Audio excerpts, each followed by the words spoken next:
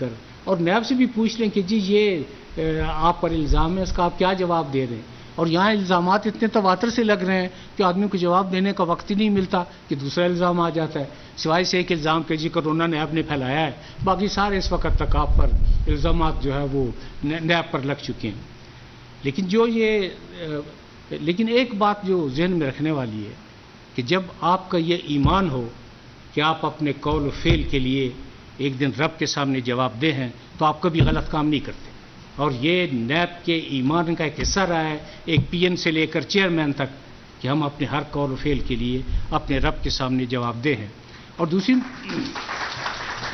دوسری میری گزارش یہ ہے کہ اگر آپ سمجھتے ہیں کہ نیب نے کوئی زیادتی کی ہے تو عدلیہ وکل ہے، عدلیہ آزاد ہے، عدلیہ موجود ہے، مضبوط عدلیہ ہے. آپ ان کے پاس جائیں اور بتائیں کہ جی نیب نے زیادتی کی ہے، ہمارے کیس کو ختم کیا جائے. ایسا بھی نہیں ہوتا، مطلب وہ، اور ان کو پتہ ہے کہ وہ عدالتوں سے اس رجوع نہیں کرتے کہ کیس جو ہے یہ بے بنیاد نہیں ہے. اور دوسری بات یہ ہے کہ نیب کسی کے خلاف بے بنیاد کیس کیوں بنائے گا؟ ہماری کسی سے کیا ذاتی پرخاش ہے؟ یعنی 90% کیسز ایسے ہیں جن میں میں یہ جانتا بھی نہیں کہ جی کیس کن کے خلاف بنا ہے. لیکن جب بھی کبھی کوئی ریفرنس میرے پاس ریجن سے آیا ہے تو میں نے اللہ تعالیٰ کو حاضر ناظر جان کر اس کا مطالعہ کیا ہے، اس کو دیکھا ہے، اور جب فیل کیا ہے کہ کیس بنتا ہے تو ہم نے کیس بنایا ہے. اب سوال یہ ہے کہ نیب کا ادارہ وجود میں اسی لیے آیا ہے نا کہ جی آپ کرپشن کے خاتمے کے لیے کوشش کریں. اگر کرپشن کے خاتمے کے لیے کوشش کی جاتی ہے تو وہ آپ کو الزامات کا سامنا کرنا پڑتا ہے. لیکن آج میں آپ کے سامنے دوبارہ اس بات کو دہرا رہا ہوں کہ الزام کسی نوعیت کا بھی ہو، کریکٹر اسیسینیشن ہو، بلیک میلنگ ہو، دھمکیاں ہوں، انسینٹیو ہو، لالچ ہو، کچھ بھی ہو، نیب نے اپنا کام کرنا ہے اور نیب اپنا کام کرتا رہے گا، بجائے اس کے کہ آپ الزامات تراشی میں، دشنام ترازی میں اپنا وقت ضائع کریں. زیادہ بہتر ہے کہ آپ اگر فیل کرتے ہیں کہ آپ کے ساتھ کوئی زیادتی ہوئی ہے تو متعلقہ عدالتیں موجود ہیں، آپ عدالتوں میں چلے جائیں اور آپ ریلیف لے لیں. باقی ایک یہ بات تواتر سے دہرائی جاتی ہے کہ جی نیب پلی بارگین کر لیتا ہے.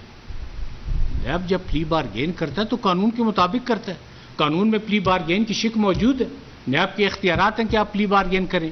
اور دوسرا مطلب، میں جو تنقید کرنے والے اصحاب ہیں اس اینگل سے، اسپیشلی پلی بارگین سے، ان سے میں گزارش کروں کہ پلی بارگین کی حتمی منظوری عدالت دیتی ہے.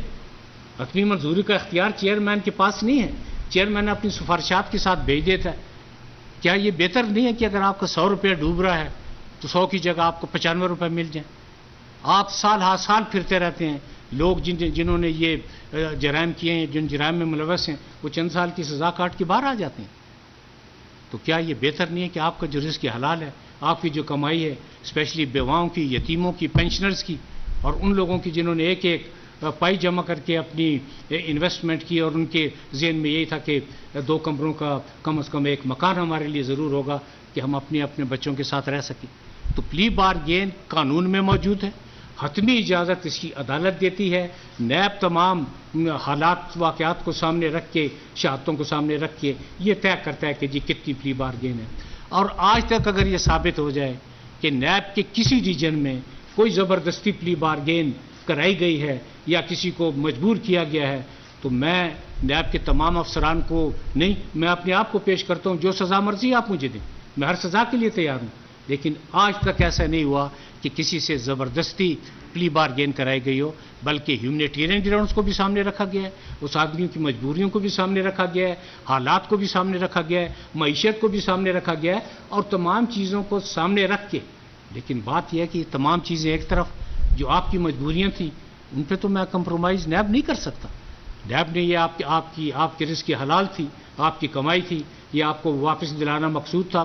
اور اس وقت تک جو میرے پاس جمع تقسیم جو میں نے کی ہے، تقریباً 10 ارب سے زیادہ وہ رقومات ہیں جو نقد لاہور ریجن اس وقت تک تقسیم کر چکا ہے.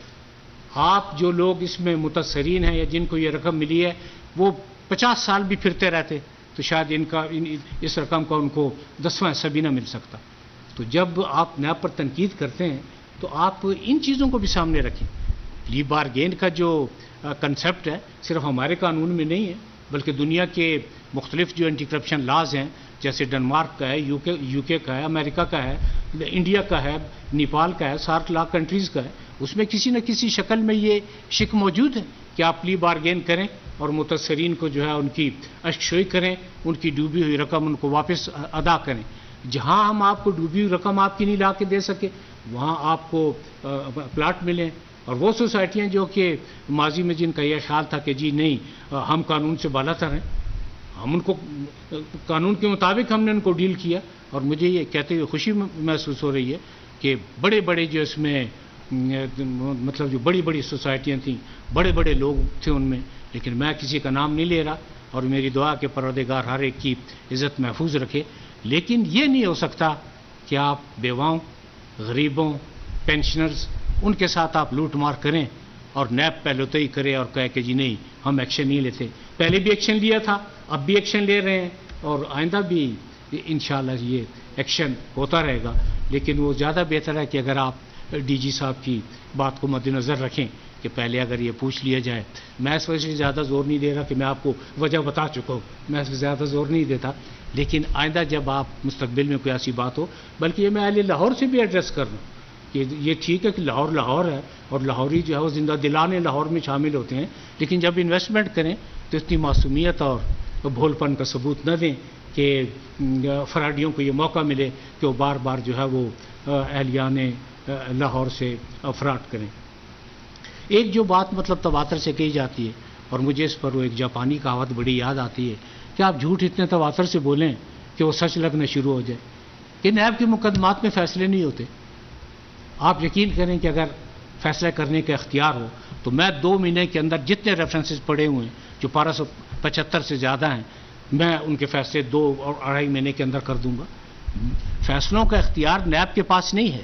جب آپ ایک ریفرنس ایک عدالت میں داخل کر دیتے ہیں تو یہ کیس کا لاجیکل اینڈ ہے، نیب نے کیس داخل کر دیا۔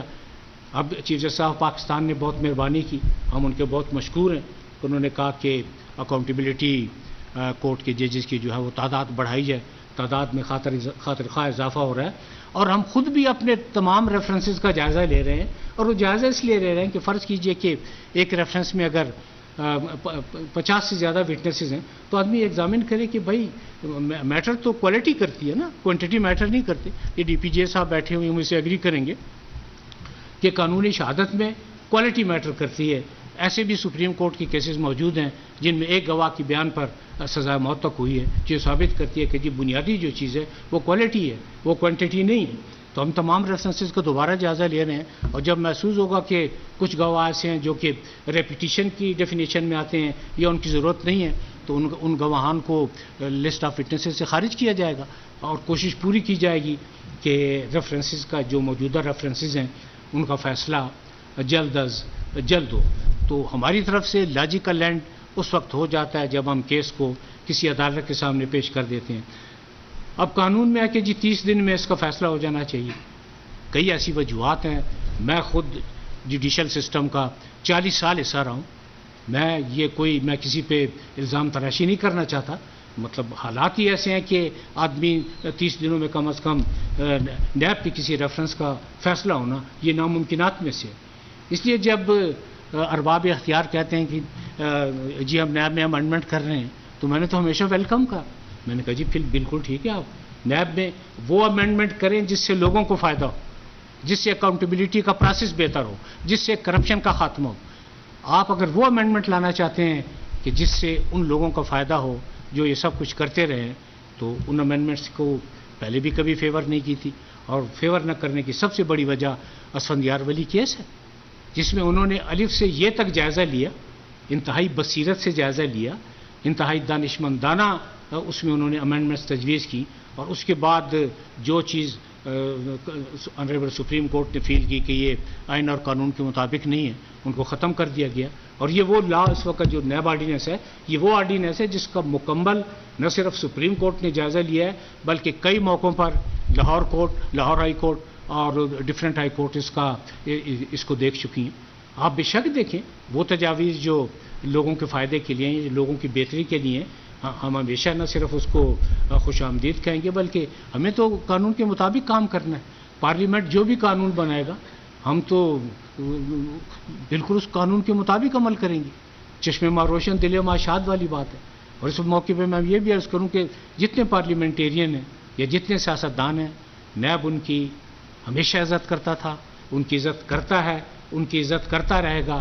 ان کے نیب کے بارے میں جو بھی خیالات ہوں، ان کی جو بھی تنقید ہو، ہم نے کبھی اس کا کبھی جواب نہیں دیا اور نہ کبھی آئندہ جواب دیں گے.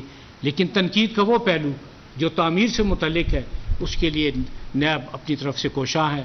متعدد ایسی ہدایات ایشو کی گئی ہیں جو اس تنقید کی روشنی میں ہیں.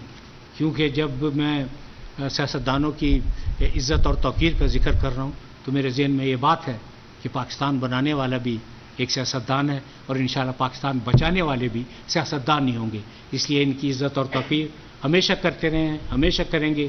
اور یہ ہدایات ہیں کہ کسی کی، خواہ وہ کوئی بھی شخص ہو، سیاستدان ہو یا ایک عام آدمی ہو، اس کی عزت نفس کو ٹھیس نہ پہنچائیں.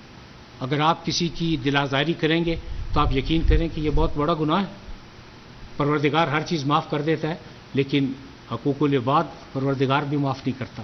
اس لیے میں نیب کے افسران جو یہاں موجود ہیں اور ڈی جی صاحب موجود ہیں کہ لوگوں کے ساتھ رویہ بہت بہتر ہونا چاہیے، تاکہ جب کوئی نیب میں آئے تو یہ فیل کرے کہ جی وہ